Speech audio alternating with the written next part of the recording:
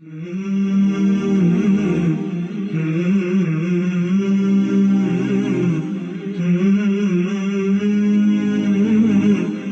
read a beautiful statement in, again, the same book that we have been covering, the book of al-Qayyim Rahimahullah, The Disease and the Cure. And he mentions that the example of a heart is like a bird. The higher it flies, the safer it is. And as it lowers itself towards the ground, it is exposed to all sorts of dangers. So the idea is to elevate ourselves, to go beyond our body, to go beyond our desires, and to think beyond the skin and the bones. And to focus on the love of the Creator and the pleasure of the Creator, as opposed to pleasing the creation at the expense of displeasing the Creator. The more we do that, the higher we ascend, the higher we elevate ourselves, the more peaceful we become and the safer we become. Here's an interesting point here that he mentions. He brings the words from the Quran, the Kitab of Allah, the speech of Allah, which says, يا أيها الذين آمنوا اتقوا الله ولتنظر نفس ما قدمت لغد واتقوا الله إن الله خبير بما تعملون. O you who have believed, fear Allah, keep your duty to Allah, and let every person look as to what he has sent forward for tomorrow. And fear Allah, verily Allah is all aware of what you do.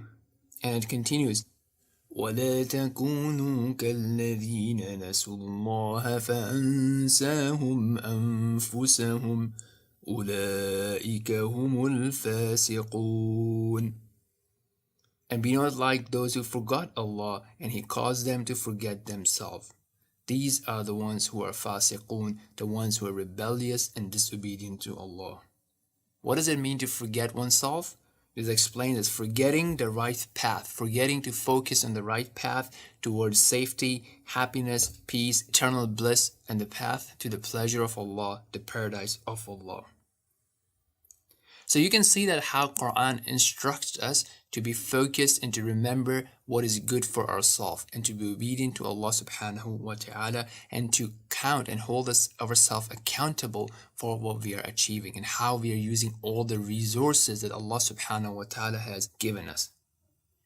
Now, we talked about the danger of disobeying Allah and how disobeying Allah causes us a lot of harm in our emotional growth, in our spiritual growth, as well as our intellectual and materialistic growth. And why should it not be?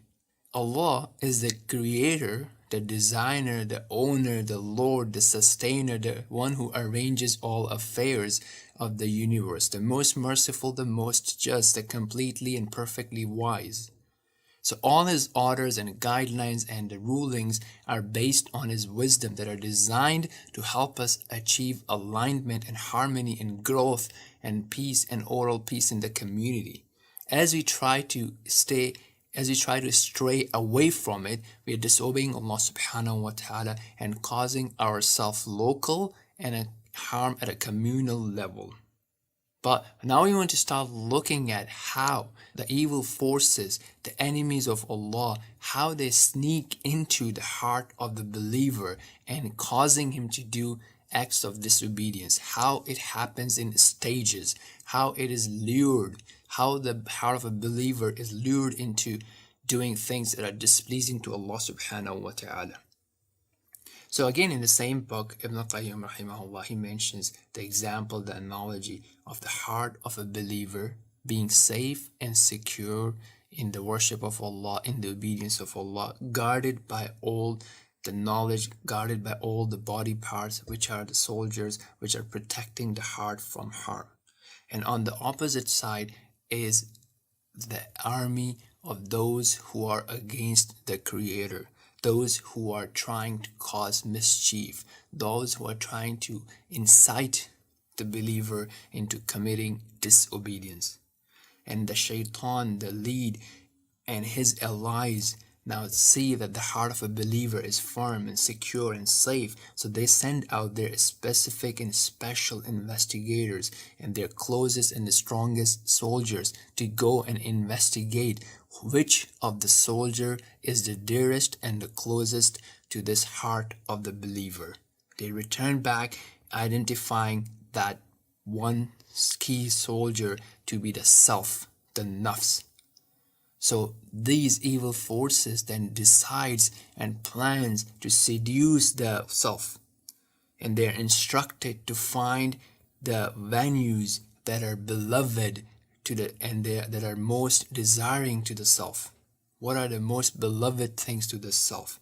And they're instructed to go and to show and to adorn these things that are beloved to the self, and then to make promises of delivering those pleasures and to deliver those desires and to show it to the self in various form while he is awake and while he is sleeping. So this increases the desire of the self towards those things.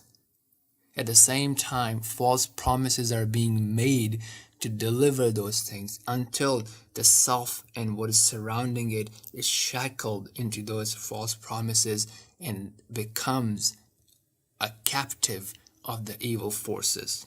Once that happens, the path to the heart becomes easy, and eventually the heart is owned.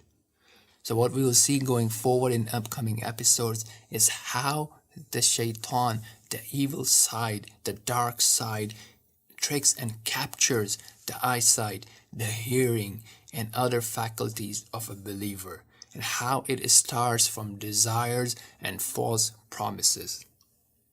For now, what is important is to remember that what are the things that you are attracted towards, and how is it taking you from the obedience of Allah subhanahu wa ta'ala.